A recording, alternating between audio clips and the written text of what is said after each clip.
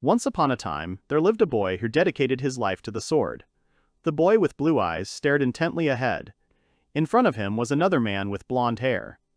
The latter swung his sword at him and told him to die, but the brunette didn't even move. At that moment he pulled out his sword, the blade of which was gleaming blue. The blonde almost struck the guy, but the latter blocked it, after which he managed to break the opponent's sword into two parts with his sword. This guy loved the sword and lived for it. At this time, blood began to flow from the corner of the blonde's mouth. It flowed down his face. Over time, the brunette was awarded an honorary title, given only to those who mastered the art of fencing. This guy was called the Sword Saint. He had long dark hair, and he was cutting through the air with his sword, the blade of which left a blue glow behind it. He walked, and around him, several swords were stuck in the ground. Time passed, and the ancient Sword Saint was reborn. He stepped foot on the ground of the mortal realm again. Now the guy looked different. He had short dark hair. He stood in front of a huge building and said that this is it. It was the first academy of the royal capital. The main character was reincarnated with memories from his past life, and he was named Luce. He does not know why he was reincarnated. But the boy came to this academy to learn the art of swordsmanship again. Luce said that this academy is incredibly huge. The protagonist thought that just finding the exam room was a problem. He wondered where he should go. Then his gaze caught on something. He turned his head to the right and saw a crowd of people. He thought that there were quite a lot of people there. He became interested.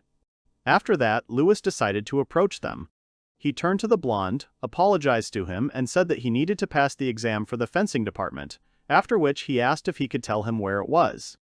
To which the blonde asked him again about the fencing department, after which he turned to the others and said that they had a unique person who was entering the fencing department. The main character looked at him with a puzzled expression. He looked very puzzled. He asked him if it was really strange, to which the blonde said that fencing was already outdated. In their century, magic reigns everywhere. It would not be an exaggeration to say that this academy exists only for magicians. The main character thought to himself that magic was really in high esteem now. In his past life, this skill had literally just been discovered. Luce said that if magic had advanced so much, then swordsmanship, which was the standard method of combat, should be even more advanced now. To which the blonde asked if he was even listening to him.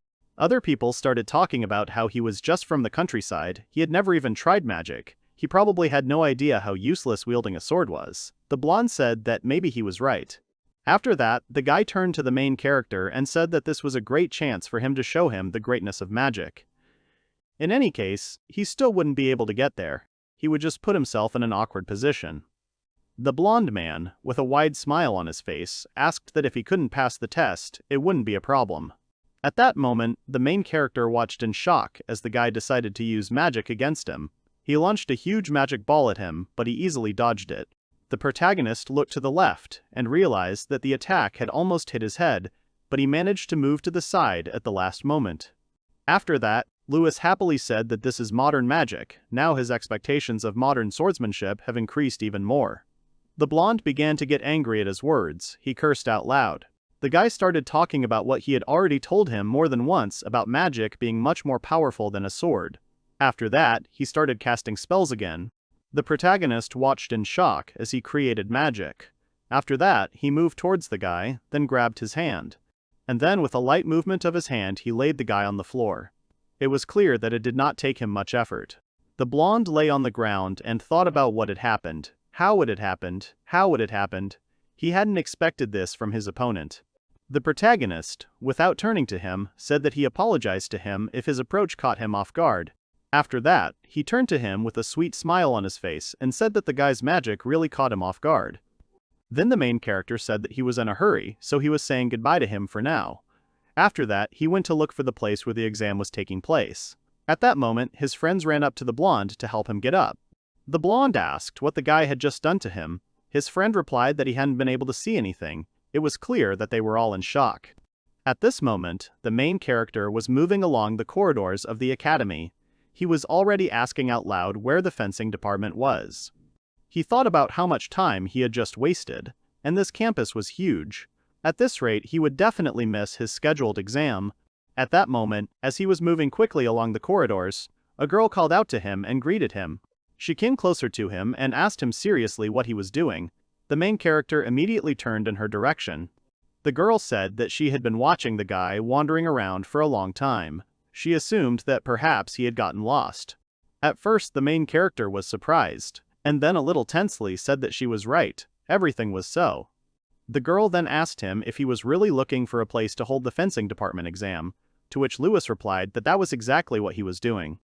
After that, the main character asked her if she was also going to the fencing department, to which the girl answered positively. Then the guy thought that the very fact that she was here meant something. After that, the main character pointed his finger at her and said that she must have gotten lost, just like him. The stranger was shocked by his conclusions.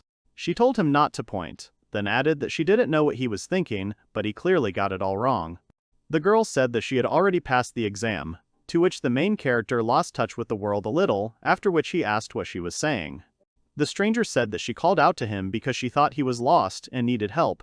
After that, she asked him if he could just tell her whether he needed help or not. The main character was taken aback, and then asked her to take him to the right place. He really wants to enter the fencing department. The girl said that everything was fine. She didn't know what his motives were, but it was her suggestion, so she would take him there. To which Lewis thanked her and then said that he hadn't introduced himself yet. The main character smiled and said his name, then added that he was born in a village on the border. It was clear that he was behaving very friendly. To which the girl first looked away, then thought about whether she should give her name, and then said that her name was Sierra Garnett. The main character asked her name again, after which he said with a smile on his face that he was pleased to meet her. The girl clearly did not expect such a reaction. Her eyes were wide open in surprise. She stated as a fact that he really didn't know anything. The protagonist immediately asked her what was wrong, to which Sierra said that no, everything was fine, it was even good. Lewis came closer to her and asked her to be his guide, to which she responded positively, but added that they had to do something first. Sierra came closer to him, grabbed his tie and told him that he had an exam coming up, so he should make sure he looked neat. This tie was tied wrong, this time she would tie it for him, but he had to learn how to do it himself. The girl literally straightened his tie in an instant, so that it looked presentable. The guy was surprised. She said that tomorrow he would have to do it himself. The protagonist said that she was a real master, to which Sierra replied that anyone could do it if they learned. They didn't have much time, so they needed to hurry. After some time, they came to the examination ground of the fencing department. There were several swords, a man who was conducting the examination, and also armor, on which, apparently, the examination was conducted. The protagonist asked the girl if this was really the place, to which she replied that it was the official examination ground for the fencing departments. The guy said that this site is very different from the site for the Faculty of Magic. The girl did not know what to answer to this. Sierra told him to hurry up and get in line. His time would soon come, to which the protagonist said that he had a question. She immediately asked him what the question was. Lewis looked at her a little tensely and asked if the fencing department was really unpopular, to which she asked him if he had only just realized that. Sierra said that only those who want to get a graduation diploma come here, or guys who just like it and want to enter the fencing department at the academy. The girl said that, in the end, they would be subjected to ridicule from the Department of Magic throughout their stay here. In this world where magic is developed to such a degree, swordsmen are considered to be of lower status than wizards. This is a well-known fact. To which the main character replied that he understood everything, that magicians rule this academy. It was obvious that he thought about this moment. However, the guy immediately smiled and said that it was interesting in itself. The girl looked at him in shock and asked what he had said. To which the main character said that he was grateful to Sierra for her help, after which he said that he would go and pass this exam. Then Lewis walked towards the examiner. The girl looked at his back in shock and only agreed with his words. There was no other reaction from her. At this point, the man said that number 15 would be the next to take the test. The aforementioned student agreed. The protagonist watched the events closely. There was a small platform on which the armor in question stood. The guy was holding a sword in his hands, preparing to strike. After that, putting all his strength into the blow, the student swung and struck with a loud cry. Sparks flew from the armor. Then the student struck the armor again and again. Lewis thought that now everything was clear to him. It seemed that this was the reason why there were fewer and fewer fencers. He thought that they didn't even have basic sword skills. Their stance, if you put their skills aside, was very low level. At that moment, the examiner called out to him. The protagonist asked again whether he was addressing him. to which the man asked him whether he had also come to the exam. To which Lewis responded positively and said that it was nice to meet him. The man told him to hurry up and not waste his time on something as trivial as the fencing department. The protagonist clearly did not like the man's words. He walked up to the table, picked up the sword, and then thought that this was probably cruel treatment. Then the boy turned to the examiner and said that he had a question, to which the latter, without looking up, asked what had happened. The protagonist asked if he would have to pay for the damage if he broke the armor that was used for the exam. The man said that he made him laugh. This is an alloy armor created with magic ore and steel, known for its durability. Even a top-level mage would have a hard time destroying it. The examiner said that if the guy could break it, then by all means he should act. Lewis said that he understood everything. After that, the main character said that it would not be easy, and then swung his sword. The man watched him carefully. He realized that something was about to happen, so he tried to stop him. However, at that very moment, the guy literally cut the armor in half with one blow of his sword. A large column of dust rose up around. The examiner, as well as the other students present there, and Sierra, were shocked that this had happened. The man asked what it was. He even cut through the chitin to the base. To which Lewis, with a smile on his face, said that it was surprisingly clean work. After passing the recent exam, he was admitted to the first academy of the royal capital. The protagonist was pleased. The guy stood in the room, put on the academy uniform, and then tied his tie. He started thinking about what would happen if he did that. He managed to tie a good tie. Today was the protagonist's first day of school. He was clearly looking forward to it, talking about how he wanted the day to begin already. The boy approached the main building of the academy with a smile on his face. He thought about his student life beginning. A smile automatically appeared on his face. At that moment, he was suddenly called out. The protagonist immediately turned around and saw that it was Sierra. The guy said with a smile on his face that they hadn't seen each other since the entrance exam, to which the girl simply mumbled. He asked her if something was wrong. Sierra was looking at him tensely at this moment, wondering what the name of the fencing technique he used during the exam was. It was obvious that this question was bothering her. At this moment, Lewis said that he understood everything. The main character asked her with a smile on his face if she was really interested in his tie. She was shocked by his question. The guy thanked her and said that this time he got it all done much faster than before. Lewis smiled widely, his eyes narrowing into slits. He said that the girl had been watching him since the exam. He was very grateful to her, it had really helped him. Sierra only blushed deeply at his words, and her eyes opened wide. Her mouth also opened. She began to make inarticulate sounds, after which she asked what he was talking about.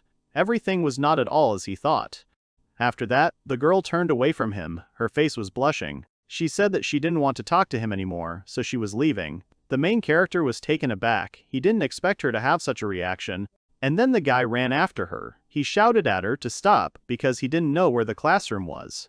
She turned around and told him not to follow her. After a while, they found themselves in class. The main character was lying on the desk. He put his hands on top of it and his head on top of them. He was sleeping. Drooling was flowing from his mouth. The girl next to him was trying to study. She was tense from his behavior. Sierra hit him on the shoulder and asked him what he was doing. He should be more attentive. The guy woke up from her actions. He did not understand where he was. Lewis asked her if it was okay. She said it was okay. That's what the academy was for. The guy said that just listening to lectures wouldn't improve his fencing skills. At that moment, the teacher turned to them and very loudly and angrily told them to calm down, to which the girl shuddered and said that she was asking him for forgiveness. After that, the man made a face and said that they were losers in the fencing department. Sierra didn't like the words he said. The protagonist watched her attentively. The girl lowered her head. A tear was running down her cheek. She was holding a pen in her hands and she was trembling. When the lesson was over, Lewis addressed her by name and apologized, saying it was his fault, after which he asked if she hadn't told him she would stop talking to him, to which she replied that she was irritated by his laziness. After that, the girl gathered her things and said that she would go to the gym. The main character immediately asked her about it. Sierra explained that after classes they are free to use the training halls. They are well equipped, so most students go there to practice. Lewis said that he understood everything. The protagonist said that he definitely wanted to see it, so he would go with her. To which she said that he shouldn't even think about it. After some time and much arguing, they got there. When they opened the door, they saw that it was all occupied. Lewis said that he had imagined it differently. It seemed that the magic faculty had already occupied the hall. The protagonist turned to the girl and asked if this meant that the other training grounds were also occupied. Sierra thought about it, then said that this was not the case. She had an idea. Lewis asked if it was true, and then said that they should hurry there, to which the girl replied that they needed to hurry before the Faculty of Magic took that place too. Sierra turned to him and wanted to tell him that they needed to go when they were called out and told to take care of themselves. At that moment, they were in shock. The girl turned around and saw a huge magic ball flying towards her. Her eyes were wide open, as was her mouth. After which there was a fairly strong explosion. Parts of the floor flew in different directions. When she opened her eyes, she saw that the main character was holding her in his arms. He looked very serious. It was clear that he wanted to sort out this situation. A moment later, the guy lowered her to the ground. The girl began to tell him that he had reacted so quickly. They both looked at the place where the blow had been. At that moment, a blonde guy called out to them. He asked if they were okay, explaining that his hand had slipped. It was clear that he was worried. He added that he was truly sorry. Then the guy looked at them more closely and realized that they were from the fencing department. His gaze immediately changed. He sighed heavily and then added that it would be better if he hit them. After that, the blonde turned around to walk away. At that moment, the main character called him, who was very outraged by his behavior. He asked if the guy was going to apologize to them. Sierra turned to Lewis and said that it was all meaningless. He should just forget about it. Then she asked him if he didn't remember how the fencing department was treated in this academy. At that moment, the girl's face turned red with embarrassment. She, a little worried, said that she was grateful to him for saving her. To which the main character, with a smile on his face, told her not to worry. He was counting on her to show him that very training hall. The girl didn't argue with him. She just answered positively and said that they needed to go there, but he shouldn't expect anything cool. After some time, they came to the right place. Sierra told him that this was it. In front of them was a small one-story building. It was obvious that it was not in the best condition. When they entered, the girl said that there was no new equipment here like in the academy's training hall, so it was worse. In addition, it was clear that the renovation inside also left much to be desired. The protagonist turned around smiling at her words and said that she was talking nonsense. That was more than enough for training. To which she asked if he was telling the truth, after which she added that she was glad to hear it. The guy walked up to the wall, touched it and said that it was a wooden building, but it looked quite strong. After that, he looked at the floor and said that there were many worn parts, such as the floor. And indeed, if you looked closely, you could see that in some places there were missing pieces of wood on the floor, and the floor itself was in poor condition. The main character said that they can just fix the broken parts themselves. He likes this place. The girl at this time looked at him silently. She did not even know what to say. However, a moment later, Sierra, hesitating a bit, said that on the contrary, it was better not to go there, to which the guy asked if they couldn't fix it. The girl said that his actions could attract unwanted attention from the Faculty of Magic. The main character started talking about the Faculty of Magic. The Faculty of Magic, that, and then asked why everyone was so afraid of him. Sierra was shocked. She said that he really didn't know anything. If they find out that students are practicing fencing in the training hall, they will harass them.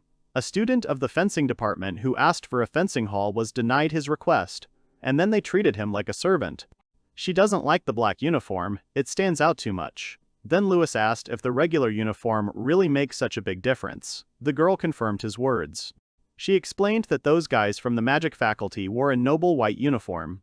There are white and black uniforms, and their differences are very colossal. The main character stared at the floor and asked if the Faculty of Magic was really that important. At that moment, the unknown entered the room and said that the students from the magic faculty were really very important, after which he asked if he understood. The girl shuddered in surprise. The stranger said that it was obvious when compared to the useless fencing faculty. Sierra stared at the guy with all her eyes.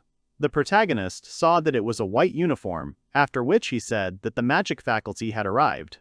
Lewis asked sharply what they were doing in this room, to which the guy asked him about whatever he was saying, that he didn't know who he was.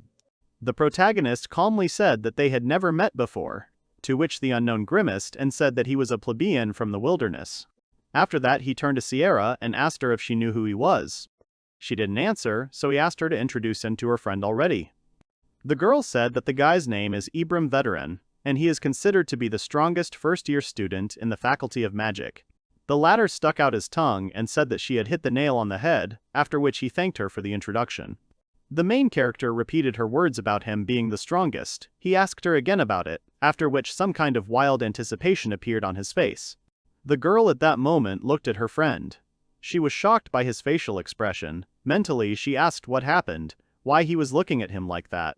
The protagonist turned to Ibram and asked what the strongest freshman here wanted, to which the latter spread his arms out to the sides and said that he did not have any specific goal.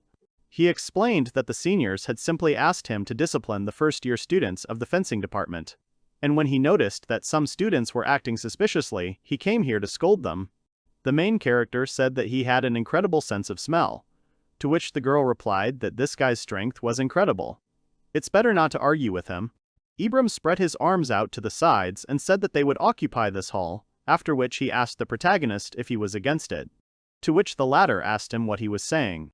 Lewis said that the magic faculty already had a great training hall. They didn't need to take up this space, to which the guy replied that it was true. In fact, they had more facilities than they needed. After that, the guy jumped up to the main character, grabbed him by the clothes, and said that this is the reason he wants this particular hall. At the same time, he stuck out his tongue and grinned evilly. To which Lewis asked what the point of that was. To which Ibram asked that he really didn't understand, after which he turned to the third man, called out to him and told him to come over to them. Behind the freshman stood a guy, a blonde. It was the guy the protagonist had run into not long ago. Ibram, without looking at him, asked if Lewis remembered him. The freshman reminded him that the main character had humiliated him during the entrance exam. The latter thought that it was the same guy. It was clear from his face that he recognized him. Lewis asked if he really wanted to avenge him, to which the latter replied that the very fact that he raised his hand against his subordinate was absurd. In any case, he wanted to pay him back in kind. Ibram challenges him to a duel. The freshman grinned and asked if the protagonist knew about the duel system in the academy. It was obvious that he was enjoying the whole conversation. The main character's expression immediately changed. His eyes widened in surprise. He wanted to ask him about the duel system in more detail, but Sierra interrupted him and asked with excitement in her voice whether Ibram was really talking about a duel. The latter explained that when a dispute arises, the students fight one-on-one, after which the winner's demands are met. This has been an honorable rule since ancient times. The girl immediately turned to the main character and told him not to do it. There was no need for it. It was obvious that the very thought of a duel terrified her. Ibram immediately turned his attention to her, and it was obvious that he recognized her. The freshman smiled widely and asked if it was true that she was a member of the Garnet family. Sierra was shocked that she was recognized. She turned to look at him. Lewis was watching this in shock. Ibram said that it would be better for saving the faculty of magic. He smirked at her, which scared her. After that, the guy said that everything was fine. He had decided. His demands were that they would give him this place, and that the two of them would become his subordinates. The girl started to say that it was unfair, that being in complete submission was too much. It seemed like Ibram was expecting such a reaction from the girl. At that moment, the main character interrupted her and said that it was his turn to set conditions. Lewis said that his demands were that they would never go near that place again, and would never look down on the fencing department again. After that, the guy narrowed his eyes and told the freshman to get out because he was annoying him, to which the latter agreed to his proposal. Ibram finally said that the duel would take place tomorrow, and for now the main character could enjoy his freedom. After that, the students of the magic faculty left the room. Sierra started screaming about what he was thinking. They should run right now. It is said that Ibram is the only one who became the first in the ranking in the first year, although the first place is usually taken by more experienced students. The main character took out his sword and then asked her if she was telling the truth. The girl was shocked and asked if he was serious about asking her such questions. After that, the guy turned to her and with a smile on his face told her not to worry so much. The enemy wouldn't even touch him. At the same time, his gaze was very strange, which made Sierra very tense. The day of the duel arrived. Many people gathered in the room to watch the free performance. Sierra thought about how she was the only spectator who was not from the magic faculty. After that, she looked ahead and wondered if the main character would be okay. At that time, the latter was standing on the platform with Ibram. Also next to them was a man with blonde hair. At that time, people were shouting at him that the freshman should show him what he was capable of, destroy him, grind him into dust. The main character looked only at his opponent. He said that there really were a lot of spectators here. To which Ibram asked with a smile on his face what had happened. Was he really afraid of becoming a laughingstock? To which Luce replied negatively with a smile on his face and explained that he simply thought the magic faculty was surprisingly relaxed. The guy said that if you neglect training even for one day, it will definitely affect you in the future. It was obvious that these words touched the students from the magic faculty. Ibram also got angry at his words. His expression became more aggressive. He asked about whether he really thought he had the right to lecture them. After that, the freshman closed his eyes and started laughing. He turned to the main character and told him not to make him laugh. The other students in the magic department started shouting at Luce to know his place. He was the loser of the fencing department. He should take better care of himself than them. Ibram agreed with the guys and said that everything was exactly like that, even if he could never pick up a sword again, and he would have no one to complain to. At this time, the students began to shout about different things. The main character paid attention to them. Then one of them said that the fire magic of a first-year student is a terrible thing. Once it happened that she turned the hand of the guy he hit into coal. It was obvious that the victim was in shock from what happened. The guy kept shouting that if all Luce was going to end up with was the inability to wield a sword, he should consider himself lucky. To which the latter asked if Ibram was using fire. Sierra watched this and thought that his fire magic was in the top 5 in the entire academy. Someone from the fencing department would not have a single chance of winning a duel with him. Ibram decided it was time to end this talk. He threw his hand behind his head, scratched his hair, and said that it was time for the strongest, that is, him, to go on stage. The freshman then turned to the spectators in the stands and told them to simply watch what was happening in silence. The blonde man, who was standing next to them on the court, addressed them, calling them opponents, and then asked if they agreed with the terms of the duel. To which the main character resolutely replied that he agreed. Ibram grinned again and said that of course he agreed with everything and was ready. At this time, the students next to the girl began to talk about whether it was true that in case of loss, this guy would be a servant of the magic faculty. They had already begun to think about what they should entrust him with. Sierra was scared. The guys next to her looked at her carefully because they knew she was from the fencing department. They were talking about how they couldn't wait for it to happen. The girl turned to them and simply shushed them. At this time on the court, the referee started telling them to take their positions. The guys immediately moved to the side so that there was more distance between them. After that, the blonde shouted loudly that they were starting their fight. Ibram, with an anticipatory expression on his face, said that Luce should not dare to lose too quickly. After that, the freshman directed an attack towards the protagonist and told him to consider the greeting. The latter easily jumped aside from it. Ibram smirked. He was glad that the guy dodged. After that, he asked how long he would last. Several fire attacks flew towards him at once. The main character looked at what was happening with indifference. He saw these attacks, after which he moved towards Ibram, while he deftly dodged each magic ball. The first-year student said out loud that Luce was very nimble. The distance between them was getting smaller and smaller. He continued to attack him with his magic. Ibram started to get angry about the situation. He decided to attack him even harder. Sierra saw this and asked with surprise in her voice that he really decided to attack with fireballs from both sides at once. The guy sitting next to her started to get indignant and say that the main character should stop running already, since he definitely won't win with that. The girl was simply shocked by what was happening. Sierra watched Luce and wondered if he wasn't afraid of magic. A simple sword wouldn't save you from magic, so why was he acting like that? Looking more closely, she wondered why the protagonist couldn't take his eyes off Ibram. The latter, at that moment, was thinking that following the enemy's gaze was the most important skill for a swordsman. It was almost impossible to follow the sword master's blows with the eyes, but the look of the man he had encountered before, there, everything was different. It allowed one to predict the direction of the blows. The gaze indicated the trajectory faster than any attack movement. What the protagonist has now developed as a sword saint is also useful in combat against mages. He looked at his opponent carefully. Ibram was looking at Luce at that moment and wondering why he couldn't hit him. It was obvious that he was in shock. He said out loud that the guy should stop flickering in front of him. Then he used fire serpent magic. Now the freshman's fire was the head of a three-headed snake, which was moving towards Luce. Sierra immediately shouted that it was a three-headed snake, so it would not be able to attack effectively.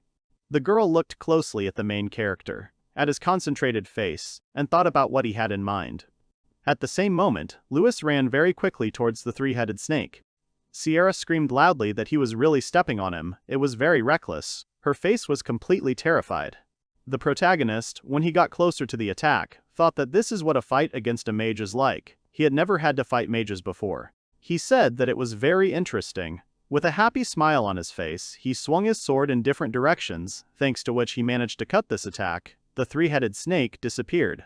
Sierra, all the students present in the room, as well as the first-year student Ibram himself, were shocked that the main character managed to destroy such magic. The latter was already approaching his opponent at that very moment.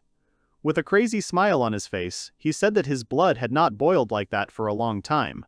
Ibram was in shock. He did not know what to do. The freshman thought that this technique leaves a big gap at close range.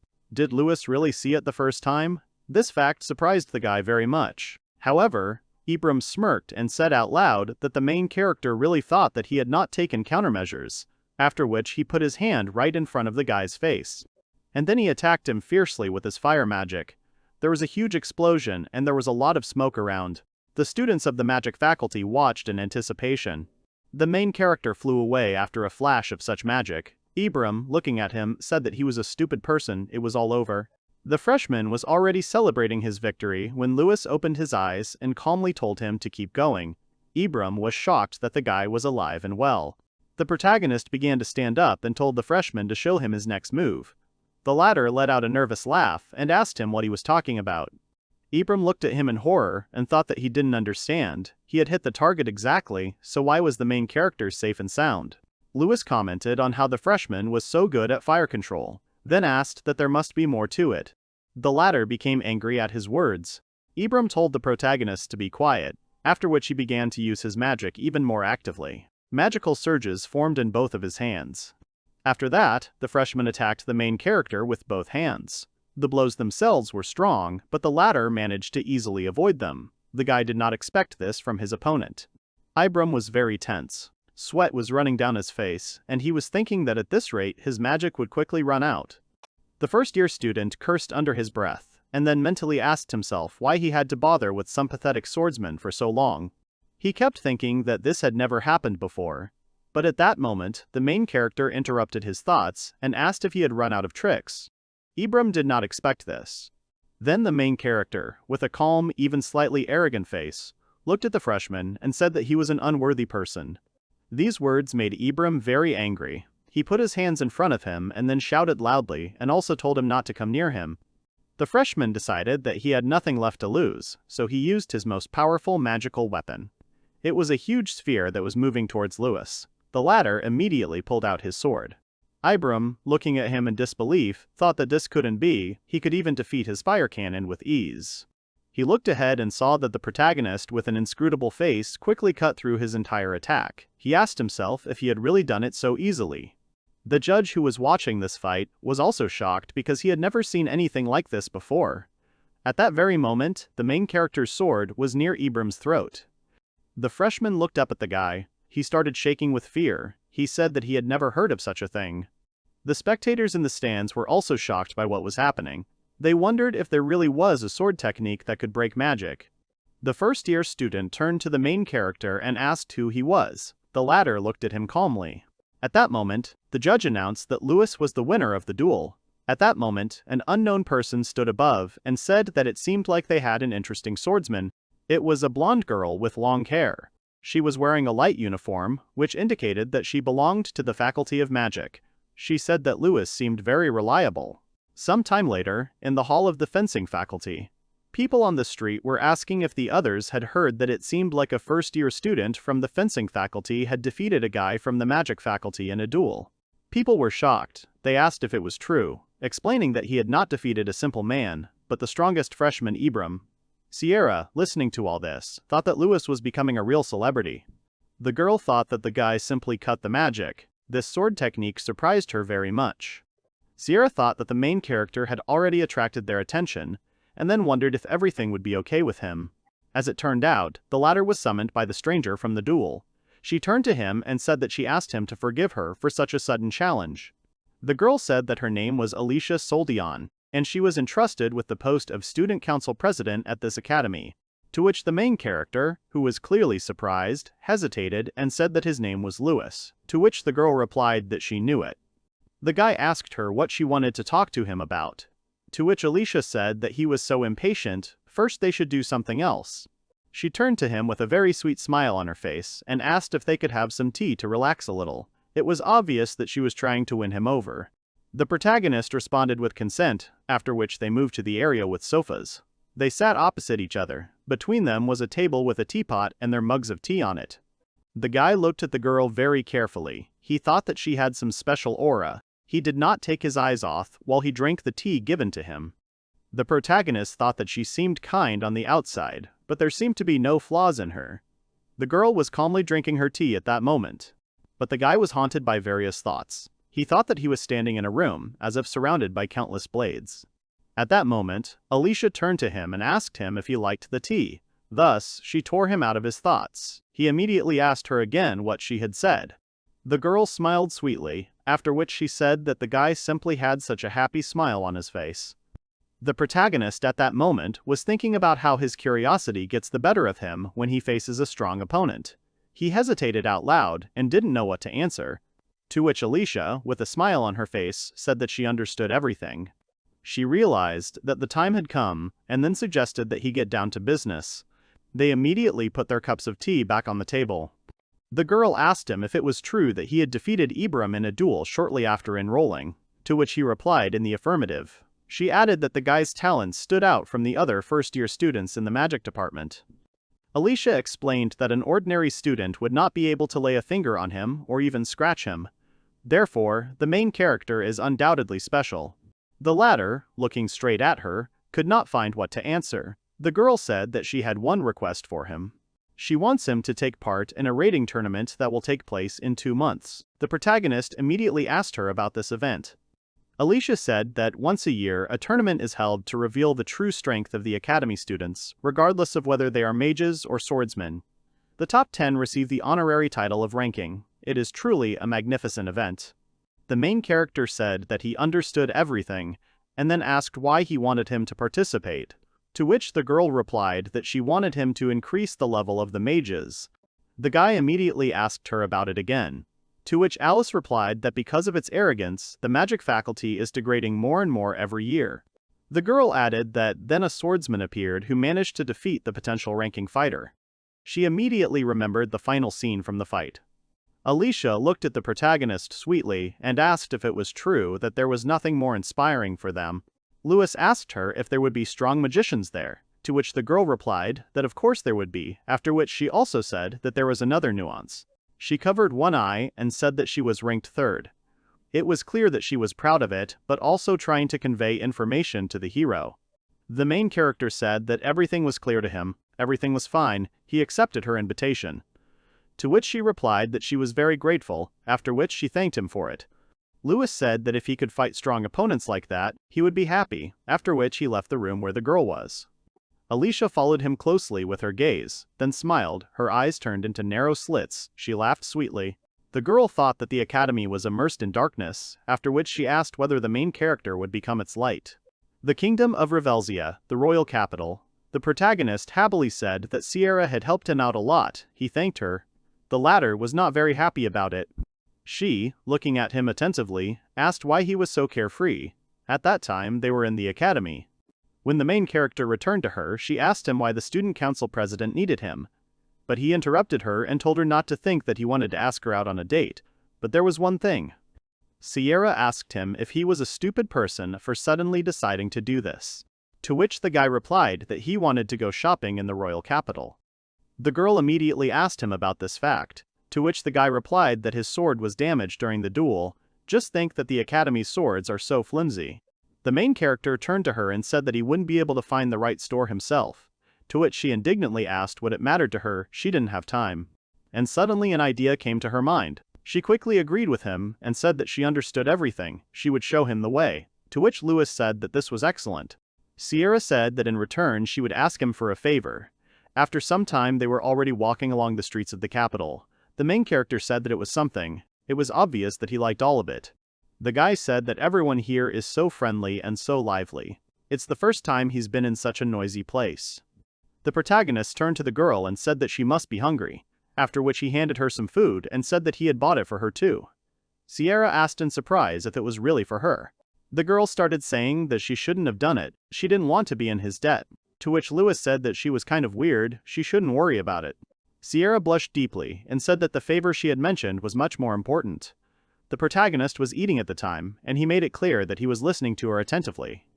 The girl asked if it was true that he had cut the magic. She asked him how he had done it. Sierra said that the spell could not be broken so easily. There must be some secret, after which she asked him to share it with her. The latter was shocked by her words. The protagonist wondered if magic really couldn't be cut. It was clear that he was a little nervous because it was different from what he knew. The girl turned to him and asked if he was listening to her, to which the guy replied that he was apologizing to her, after which he added that it was quite simple. If we talk about the basics, the sword technique that is followed and the sword technique of this era may differ. He said out loud that when they returned to the academy, he would show her in the dojo.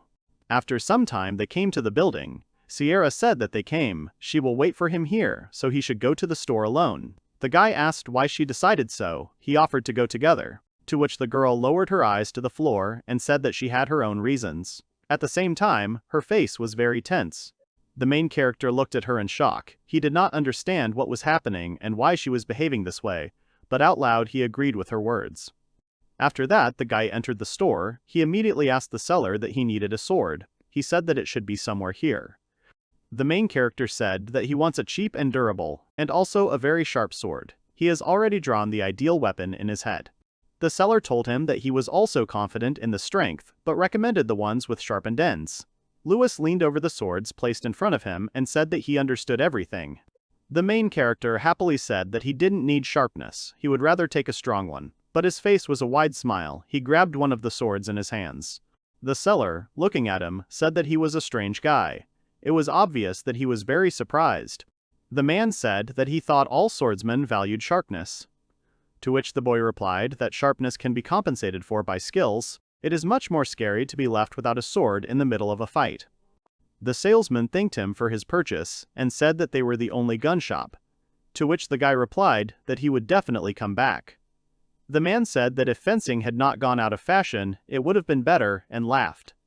The man said that if the previous sword saint had done his job properly, everything would have been different. The main character immediately wanted to ask him what he meant, but then shouts were heard from the street. He asked what was going on, to which the seller replied that there was probably a fight. This alley was not very safe. The man turned to him and told him to be careful, to which the guy turned around and with a smile on his face said that he was grateful to him.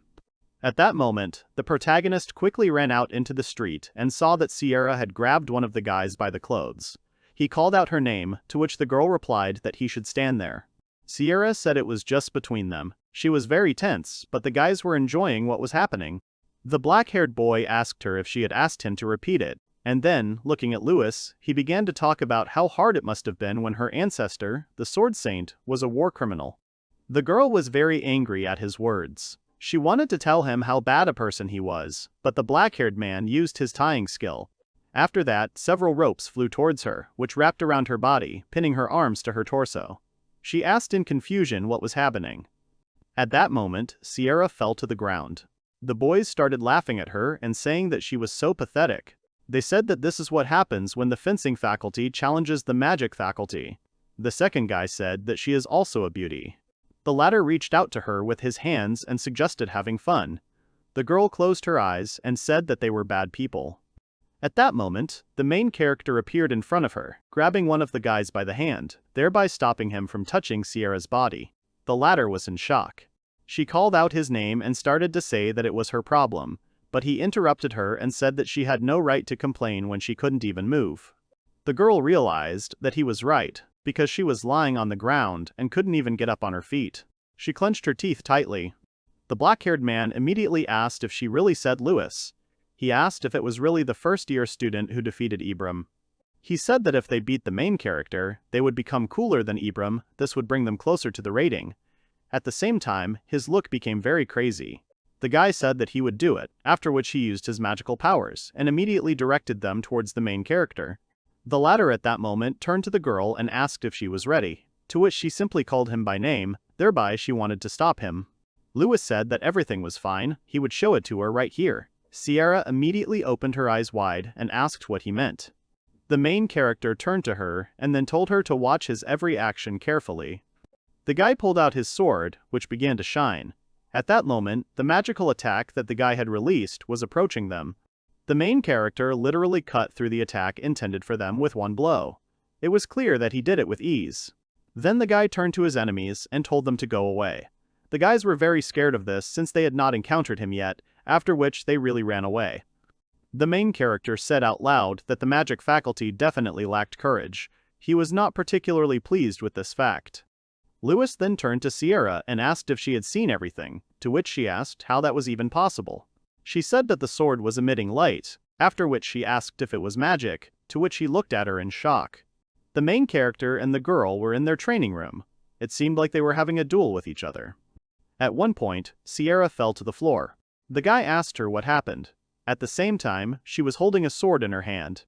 The main character looked at her directly. He said that she was doing everything wrong.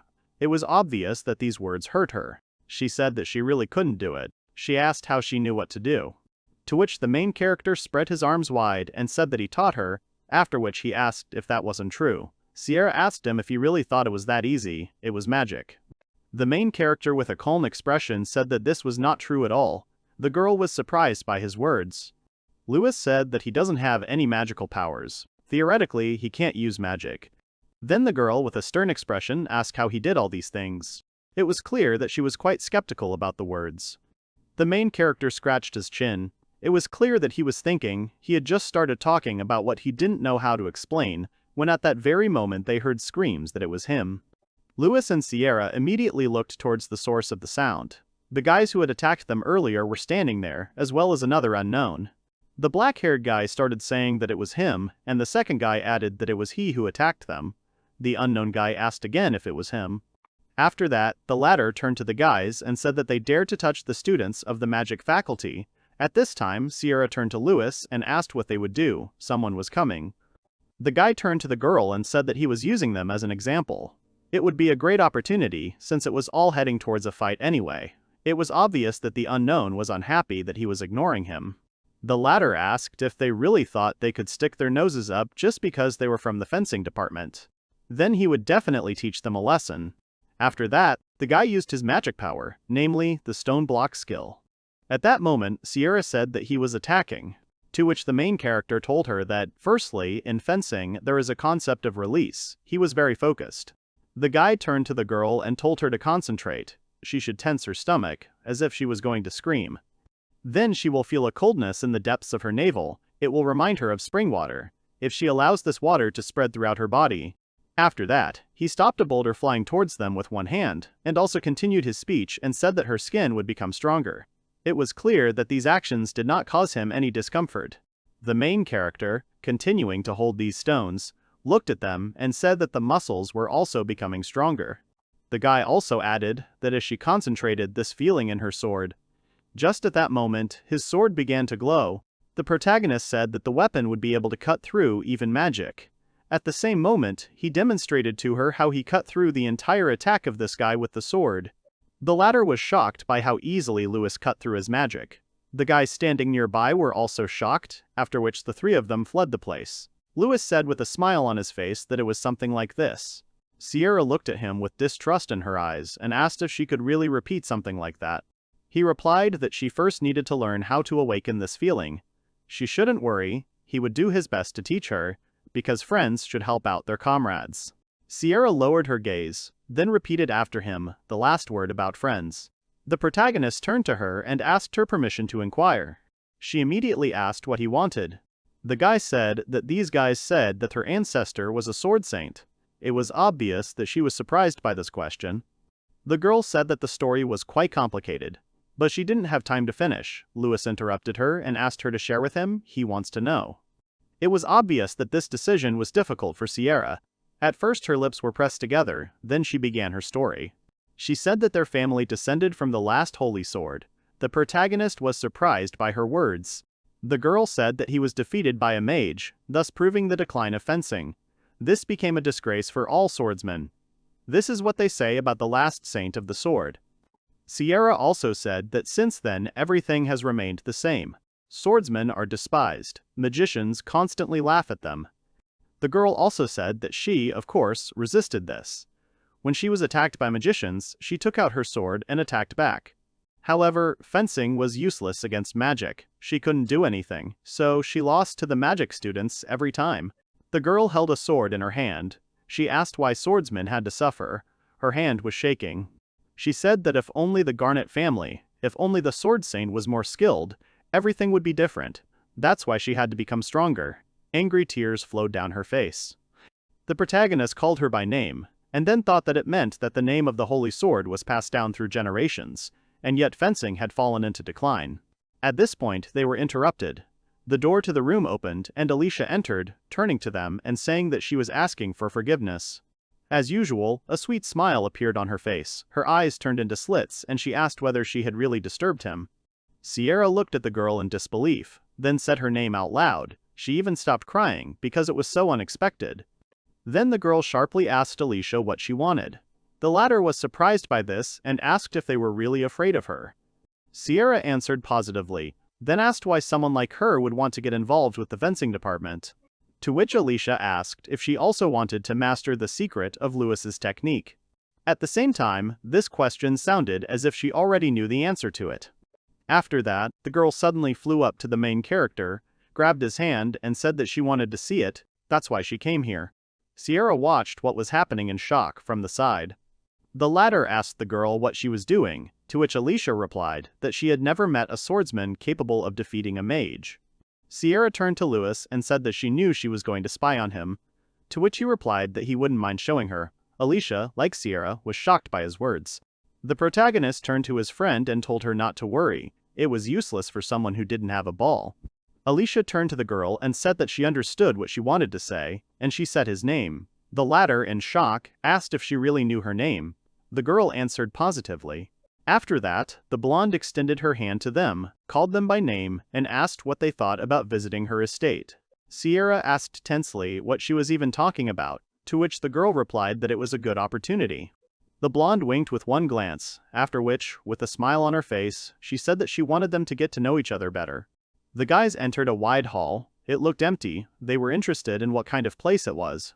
It turned out to be the girl's personal training room. Lewis and Sierra were confused. The mistress of the estate found it funny. The second guest looked especially strange. She asked the girl what was wrong, but she still found it hard to trust anyone from the magic faculty. She still had the feeling that the mistress looked down on them. But the girl brushed it all off as paranoia, and besides, the reason for this attitude towards the swordsmen was their lack of strength. They themselves believed that it was hard to argue with that. She felt awkward and apologized for her possibly harsh words, since she didn't look down on the students of the fencing department anyway. Solion family has been closely associated with swordsmen for generations, and their lineage cannot be discussed without mentioning them.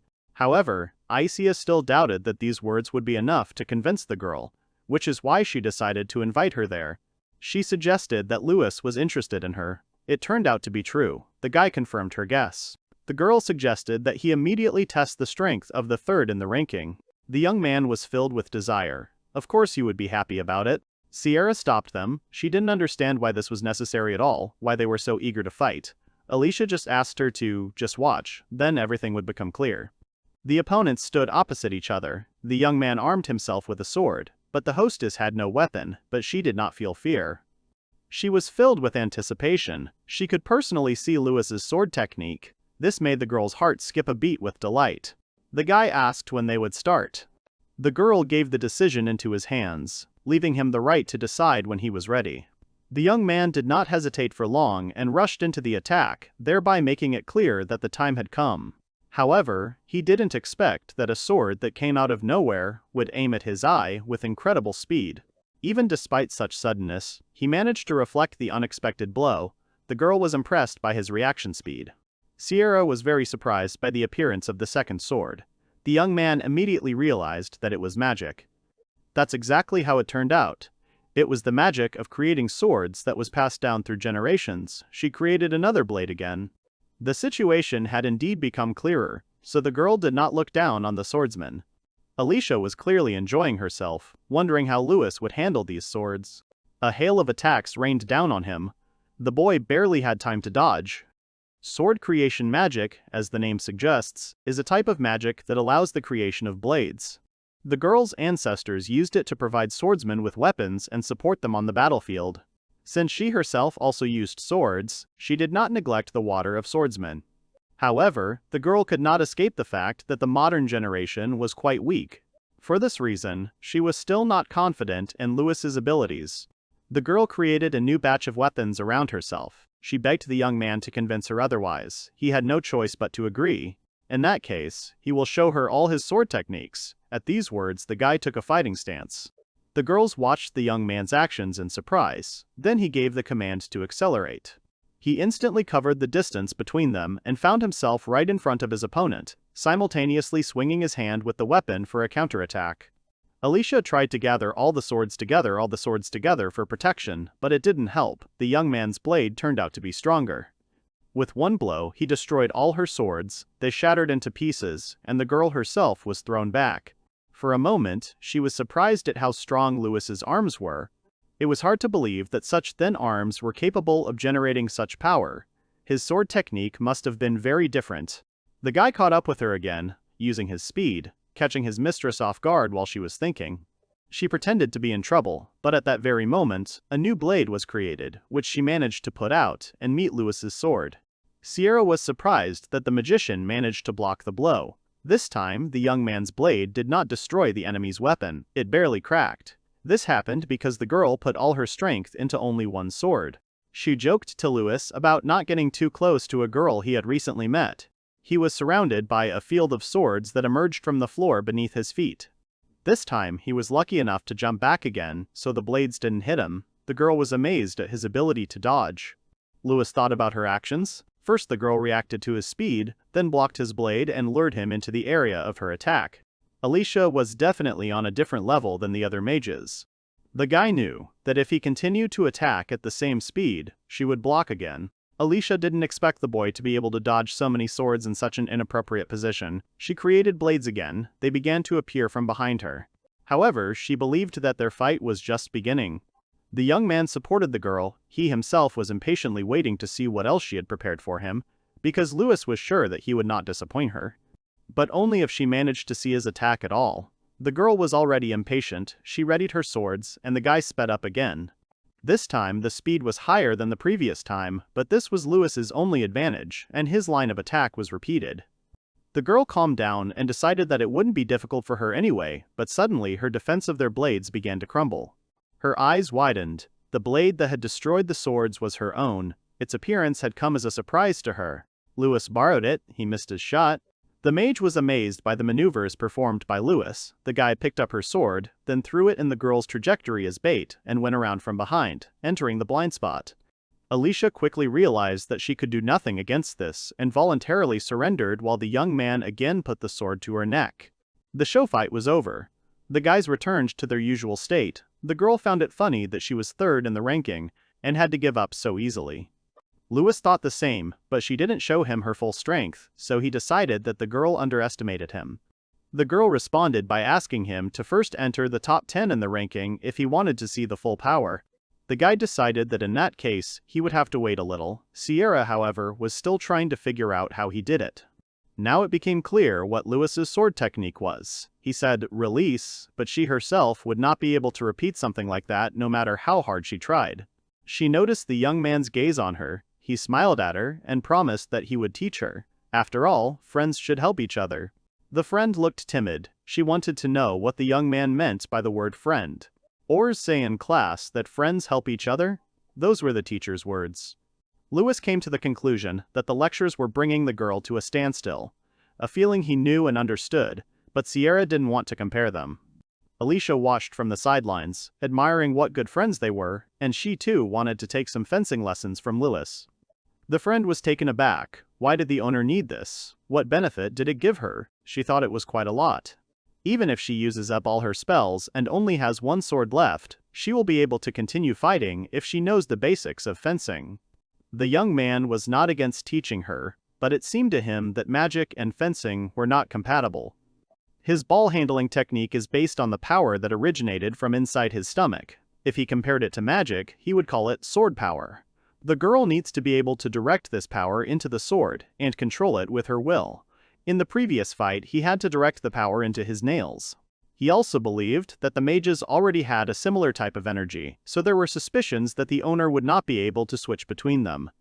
The girl felt sorry when the young man told all this.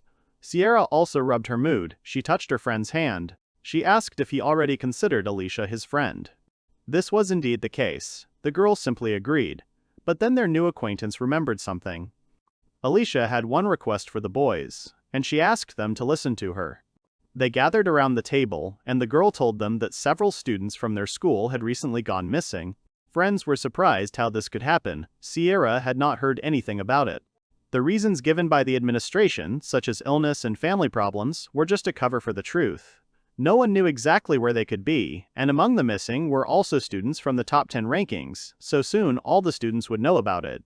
Sierra was worried about the missing people, wondering what could have happened to them. Alicia thought about the possibility of kidnapping. A friend decided to ask her if she had any ideas about who it could be, and she did have some ideas. The country bordering this kingdom is Revelsia, and the military dictatorship, the Ares Empire. This was a country that had been steadily increasing its military power in recent years. Their invasion was only a matter of time. They value powerful mages as a means to increase their power, which is why the Academy students have become targets. Alicia turned to Luce and asked for help to stop the impending disaster. Sierra didn't understand why he had to do it, since it would have been much more reasonable for the girl to apply to the magic faculty. However, Alicia considered such an idea impossible. In her opinion, in this situation, it was someone from the faculty who was involved. If an outsider had tried to break into the school, the warning magic would have alerted them, but since that didn't happen, it must have been the work of someone from the inside. Judging by the fact that even the ranking members were kidnapped, the instigator was quite an intelligent person. For this reason, Alicia excluded the students of the fencing department. She significantly reduced the list of suspects, but even so, it was difficult to clearly identify the culprit. Therefore, the girl had to ask Luce for help, but first he had to win the ranking competition. In this case, the probability that the culprit would reveal himself increased, because he would not want to ruin his reputation. Having said this, the girl drank tea with a smile, while her friends were not in the best mood. Two people dressed in dark clothes were sneaking away. One of them was bound with a magical rope. They arrived at the appointed place, where they were already expected.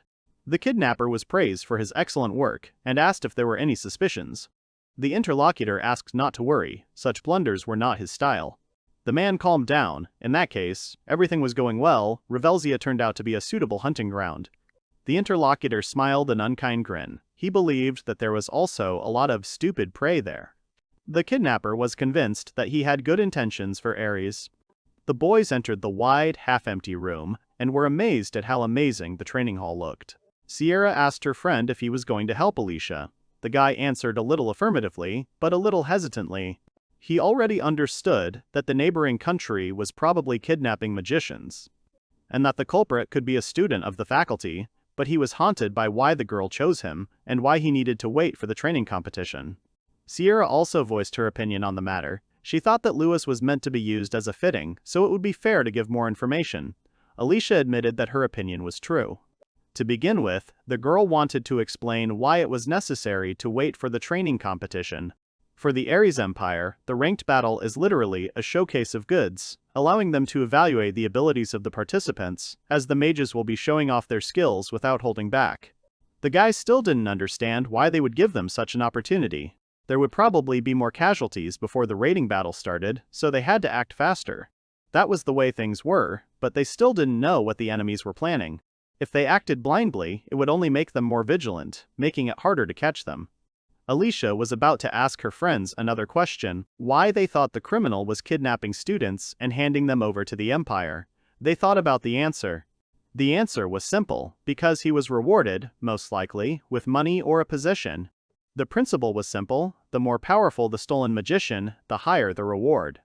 But what happens if during a raiding battle a swordsman appears who can defeat a mage? The enemy will no longer value mages whose abilities are lower than the swordsman. The value of the kidnapper falls, and with it the reward. Alicia was sure that this was when the criminal would make his move, because he would need to destroy the swordsman. Words, all you had to do was wait for him to make his move and catch him. Such a plan requires a very different kind of swordsman than Lewis.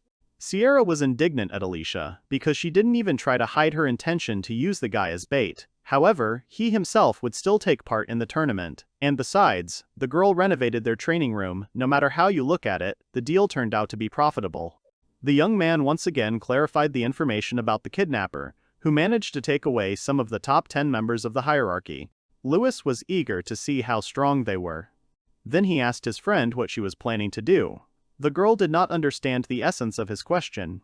He explained that it was about her participation in the raiding battle. At first, Sierra was scared, but then she felt sad and refused.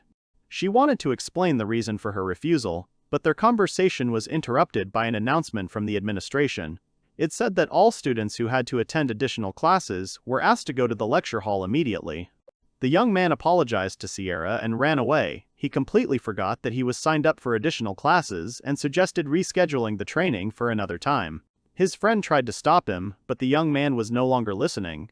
She was left alone in the training room, her mood no longer so fighting. Despite the fact that Lewis had left, the girl still decided to start practicing on her own. She took the sword in her hands and approached the mannequin. Closing her eyes, Sierra swung and threw a punch. She didn't like it. She realized that she still couldn't do it, because Lewis was able to destroy it with ease right away. Sierra remembered that she had also been training since she was a child. The student kept lamenting why she couldn't do the same as her friend. It seemed to her that she was simply weak or that she had no talent at all. The girl felt completely unworthy of participating in the raiding battle. Someone entered from behind and was surprised to find that the young man was not in the room. Sierra turned around at the sound of the voice and saw a girl in front of her. The girl, with a bored look, admitted that she wanted to meet the swordsman everyone was talking about. She asked the uninvited guest who he was. She, as if nothing had happened, continued asking if she had been studying. The girl was starting to get angry because it was none of her business. This strange guest smiled slyly. Sierra seemed like the perfect toy for him to have a little fun with. Lewis sat with his head propped up in his hand, looking bored. Apparently, there were both mages and swordsmen in the lecture hall, so any of them could have been the traitor. He was wondering what kind of person this criminal was. The young man had already begun to yawn. The voice of his desk neighbor was heard. He noticed that the young man was not particularly interested. However, the students supported the young man. He was not very happy either. Lewis thought that all magicians loved studying, but the stranger thought that boring lectures were boring for everyone. The guy introduced himself as Zell. He was a first-year student in the magic faculty, and he was pleased to meet her. The hero also introduced himself, but the neighbor had already heard about him because the guy was famous.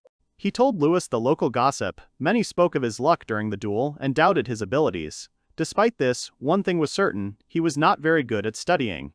The hero also noticed that Zell was used to saying everything straight out. In his defense, the young man also noted that they were both in the same place, which meant they weren't that different. The teacher closed the notebook and announced the end of the lecture. Now everyone had to review the material covered. Lewis joked that with such a neighbor, time flew by unnoticed, and his new acquaintance agreed with him. Apparently, the feeling was mutual. The young man enjoyed talking to Zell. He expected to meet again, at extra classes, while his neighbor, on the contrary, tried not to run into them too often. The hand next to him slapped the table. The stranger was incredulous that the magician was communicating with the swordsman. The guys did not understand the complaint. He explained that the mage shouldn't have talked to the swordsman as if they were equals, as the guy was bringing shame on the magic faculty. Zell looked at the stranger with displeasure. He didn't understand his reaction. The young man noticed a necklace on the hero's new acquaintance and tried to grab the jewelry. He tore it from his neck, saying that he would confiscate it. The guy looked at the cord in his hand, wondering what kind of trinket it was. He decided that he didn't need it and was about to throw the necklace away. Zell tried to stop him in fear. To everyone's surprise, Lewis, standing behind him, grabbed the stranger by the hand. Zell and Studin were in shock, not understanding when he managed to get there. The young man threatened him. If he didn't stop picking on his neighbor, the boy would have to answer to him. This made an impression on the boy. Cursing, he had to return the item to its owner. Zell was grateful for the help, but the hero understood. This necklace meant a lot to him. This pendant was given to the young man by his younger sister as a good luck charm. Lewis was pleased and asked his neighbor to take care of him. The friends laughed cheerfully. It seems that not all magicians are so bad. The hero wanted to somehow introduce Zell to Sierra so that she could learn about those mages who were kind to the swordsmen. Meanwhile, the girl's situation was not going well. She got a lot of abuse from the uninvited guest. She frantically asked herself the same question: who was this man in front of her? The enemy wanted to believe that this was not all that Sierra was capable of, because if it was, she would be greatly disappointed. The girl lay on the floor. She still had hope to find out who was in front of her. The enemy was surprised by her ignorance. It was Emil Freya, a second-year student in the magic faculty, a genius who occupied third place in the ranking. Sierra was amazed. Before her stood the one they called the Fire Guardian. The girl asked what she was doing there. Freya had already told her that she had come to see another person. She wanted to meet the swordsman everyone was talking about, although she had some thoughts about knocking him down a peg or two. However, Emil still decided to save it for the raiding battle, because such a swordsman would definitely participate in it, and then she would simply destroy him.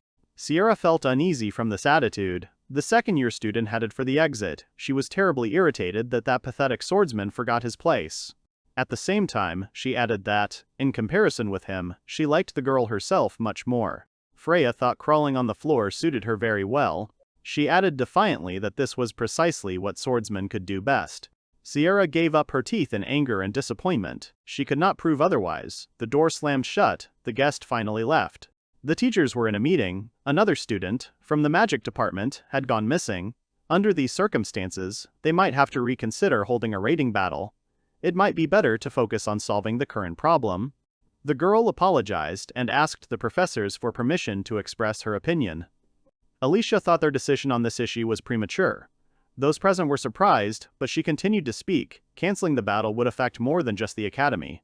Professor Bizet supported Alicia. It seemed like they all didn't understand that the raiding battle wasn't just some pathetic festival. The members of the ranking were sometimes assigned to be the king's personal guard, as well as to participate in other state affairs. The professor was sure that for the sake of Revelsia, they could not cancel the recruitment to the ranking. They need to be decisive in their choice and continue the raiding battle. Alicia understood this perfectly well too. For the good of the academy, it was decided to leave everything as is and hold the competition. Zell was going about his business when he was suddenly called out from behind. The bully who had picked on him in the lecture hall couldn't forget how the guy could dare to humiliate him, and he brought a whole crowd with him to sort things out. The young man, with an emotionless expression, only asked whether he had been watching him the whole time. The stranger was compensated for being made to look like a fool, so he could not let Zell go unpunished. But the young man was exposed as to why he was being pursued and not the swordsman. The bully insisted that it all started with his conversation with Luce. The guy was absolutely calm. It seemed like the stranger could only make fun of others. These words finally drove him crazy. He shouted to everyone who was with him to start acting, but Zell did not just stand by. Alicia was walking down the hallway when she suddenly bumped into Luce.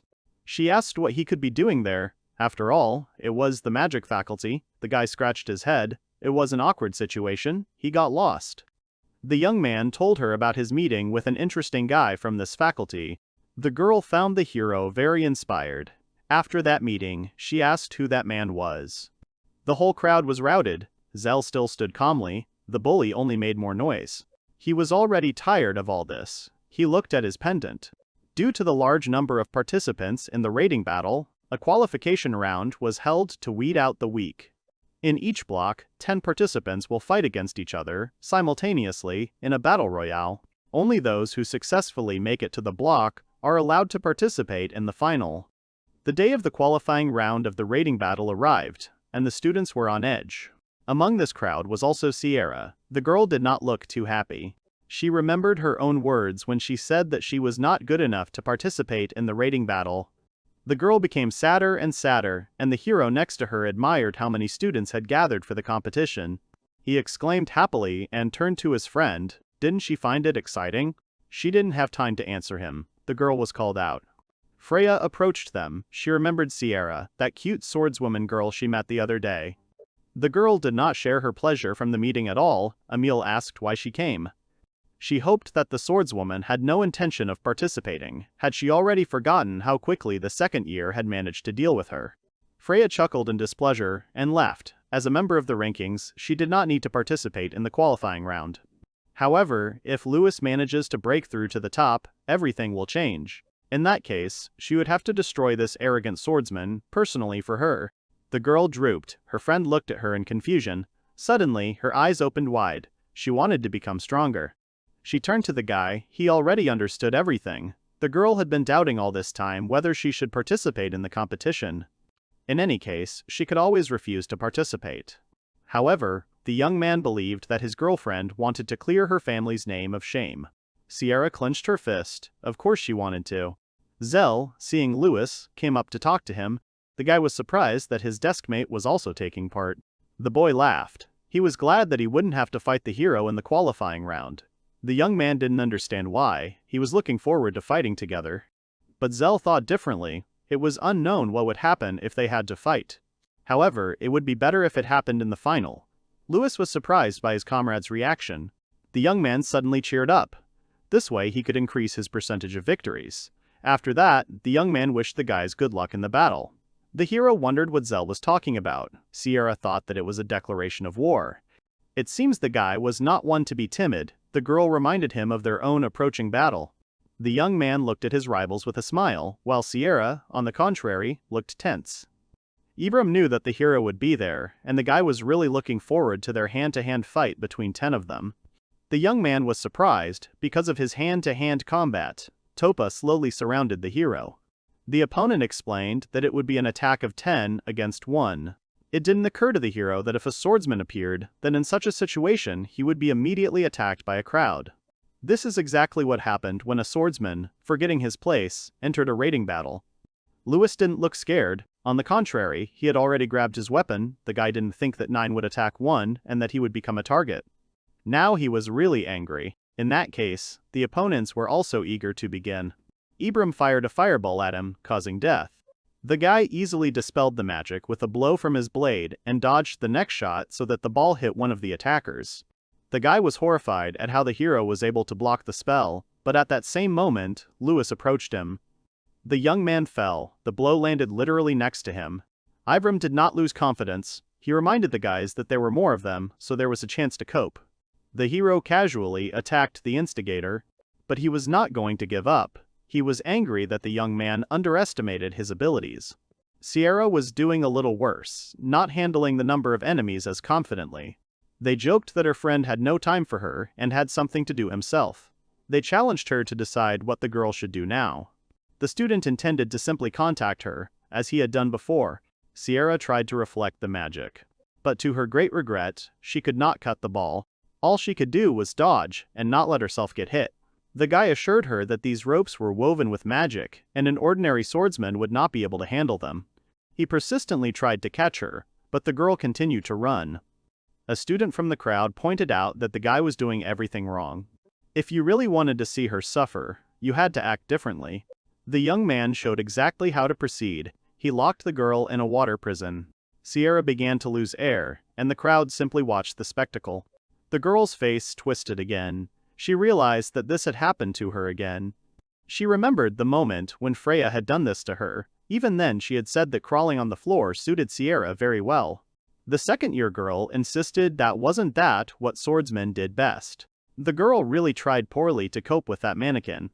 Sierra remembered her past, when she was a child and was first given a blade, then how she learned and trained with it. How they fought swords together with a friend. She always practiced, but she could never do anything right.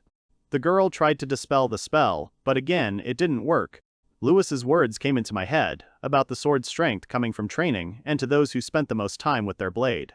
However, the feelings could differ from person to person. For the young man it was like clean water flowing through his body, but perhaps that was just his sensation. If she didn't have it that way, then her sword power was based on a completely different feeling. The girl wondered what this feeling could be. It was as if something was boiling inside her. Perhaps this was exactly what Luce was talking about. The guy found the situation and the girl's suffering funny, and with an unkind attitude he decided to help her. He aimed his stone fist straight at the water ball. Unexpectedly, Sierra gave up her hand. She had really suffered enough already. She didn't want to continue any longer. The girl managed to destroy the spell and break the stone fist directed towards her. The crowd was very surprised by this turn of events. They could not have expected anything like this. At that very moment, a change occurred in Luce, and he realized that his friend had finally understood everything. Then it was probably his turn. The instigator screamed for the swordsman to stay away from him, but it was too late. With one blow, the hero won. The whole jar was destroyed, and the young man, pleased with himself, walked away. Someone was watching what was happening like a huge ball. He understood that the situation was taking a serious turn if this swordsman continued to interfere with their mission. Then they will have no choice but to destroy him. The hero was happy. He and Sierra had done it and passed the qualifying round, but his friend didn't look as happy.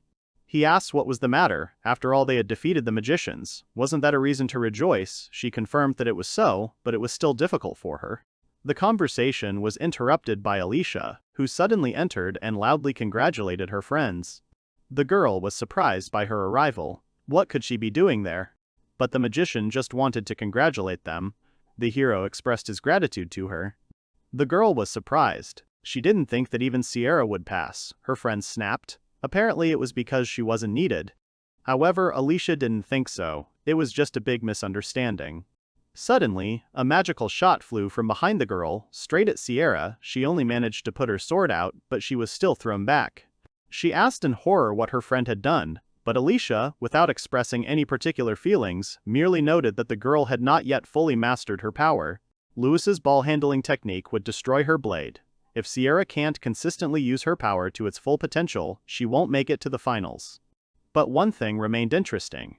Why was it so difficult for other swordsmen to master the hero's technique? The guy considered it his fault. He hardly communicated with anyone, and was too focused on his training to pass on his techniques to anyone. That is why fencing stopped developing and fell into decline, forcing Sierra and others like her to live in an era of humiliation. Yet he still called himself a swordmaster. As one who loved the sword, the young man had to pass on his legacy. Alicia didn't want to disturb their training. There was still time before the final. She hired herself to see a brilliant victory in the upcoming battles. The friends looked at her silently. The girl asked if Freya had already heard that the swordswoman she had been playing with had made it to the finals. The second-year student stretched out in a snail. She was, to say something, surprised. She laughed and walked away, the girl realizing that she remembered it much better than she did. Freya was excited to fight this swordswoman. Now she was really getting interested. She was impressed that the girl had honed her skills in such a short time. Perhaps their games had not been in vain. She was going crazy with anticipation of when she would be able to break her new, sharpened blade. She turned her attention to another student and asked if, since she was there, they could play together. The man was beside himself. It seemed like those nasty swordsmen had made it to the finals. So he wanted Zell to deal with Lewis. The guy didn't respond to this. A mage who couldn't defeat a swordsman was of little value to the Empire, and to regain the lost value of the goods, he had to be gotten rid of. The guy clarified that he just had to win, but that wasn't enough. The man was in a determined mood and ordered the swordsman to be killed. After all, he had no right to live. If he became an obstacle, then they had no choice but to destroy him. Zell believed that there was no need for that. The man grabbed the boy and asked him in a threatening manner whether the young man really thought he could refuse. The employer reminded him that family was important, so he had to do as he was told. Zell had no choice but to simply agree. He already understood everything. Sierra was about to go get a new sword and asked if her friend would go. He decided to take this opportunity to explore the capital. Only the girl asked him not to get lost. The young man assured her that this would not happen. After some time, the guy stood there in confusion, not understanding where he was. He knew that the capital was big, but this was a completely different part of the city. Ahead, he noticed a child being attacked by a dog. The girl looked in horror at the disheveled, angry beast. She screamed, and at that moment, the dog rushed at her, but a moment later, the girl realized that nothing had happened and opened her eyes. In front of her, she saw a young man. He asked her if she was okay. However, the dog next to him, from an angry dog, turned into a cute little animal that liked to be petted. The beast ran away, and the girl expressed gratitude to her savior. The guy asked her what happened, and it turned out she wasn't feeling well. The girl lived somewhere nearby, and he decided to walk her if she showed him the way. Besides, Lewis himself was lost, and not doing anything anyway. They arrived at the scene. The young man asked if she had a family, but the girl only had an older brother. In that case, she should hurry. He was probably very worried about his sister. She thanked the young man again for his help and shouted that she was back. The young man opened the door and immediately scolded Elle excitedly for not being allowed to go out alone. The hero stood frozen in surprise while the brother and sister talked, but then Zell noticed him. They were both surprised by each other's presence. Elle slept peacefully, and Luce told his friend about everything that happened to her, how she was attacked by a stray dog. The guys were sitting at the table. The neighbor once again thanked his friend for the fact that, with his help, his sister got home safely. The hero asked if he lived only with his sister. The audience said that they lost their parents due to an accident, and the hero felt sorry for them. Now Elle was his only bright memory, and the girl was sick. The boy swore he would do anything to protect her. Luce admired that attitude. Then he turned to Zelu, so that his friend would know that if he needed help, he could always turn to him. Because the hero was always happy to help a friend in trouble. The young man left the neighbor's house. Zell closed the door and froze in mixed feelings. It was in his head that Luce had called him a friend, and besides, he had actually helped him and his sister at the right time. He stroked the girl's head while she slept. Despite the fact that the hero was a good guy, Zell would still do anything for his sister. The young man was absolutely certain that he would kill Luce to stitch up his only remaining family. He was ready to become a monster if necessary. And so, each of them holds tightly to their thoughts, while time inexorably passes. The day of the final of the rating battle arrived. Luce asked his friend if she could handle it. The girl answered uncertainly. However, her friends supported her. There was nothing to worry about because the last few days had not been in vain. The guy instilled in her a return so that she would show everyone who was boss. It really helped her. The girl boldly moved forward. That's exactly what she had to do. The young man was clearly pleased with his friend's fighting spirit. His time had come too. He went to the arena. Luce fought against Zell, and Sierra fought against Freya. Emil was surprised. In front of her stood a small newbie who was unlucky enough to fight her. Sierra insisted that her rival had some kind of arrogance. The situation was different for the guys. Luce was glad that his opponent was Zell, but the guy himself did not express his feelings. He just watched silently. The rules were announced. The winner is declared when the opponent loses the ability to fight or surrenders. Then it was necessary to clarify the readiness of the fighters, and the start was announced. Sierra rushed forward, hoping to attack before her opponent could use her magic. Emil was delighted. The girl decided to immediately rush into attack. But she felt sorry for the swordsmen because that was the only way they could fight. She released a huge amount of fire at the girl. Then she asked if she was still lagging, but at that moment, Sierra cut her magic with a sword. At the same time, she looked quite cold-blooded, which made Freya's eyes sparkle, which was a completely different matter. Zell was very downcast, while his opponent, on the contrary, was eagerly awaiting the opportunity to fight together. However, the next moment, the neighbor also replied that he shared his feelings. But although the hero was a powerful and experienced swordsman, the guy was disappointed. Luce did not understand what he meant. Zell pointed his finger at him, ready to fire magic. He felt sorry for fighting under such circumstances. The hero didn't have time to think anything before an attack came flying at him. The scale of the impact was impressive. It left a dent in the ground. The guy asked his friend to be glad that his death was not in vain.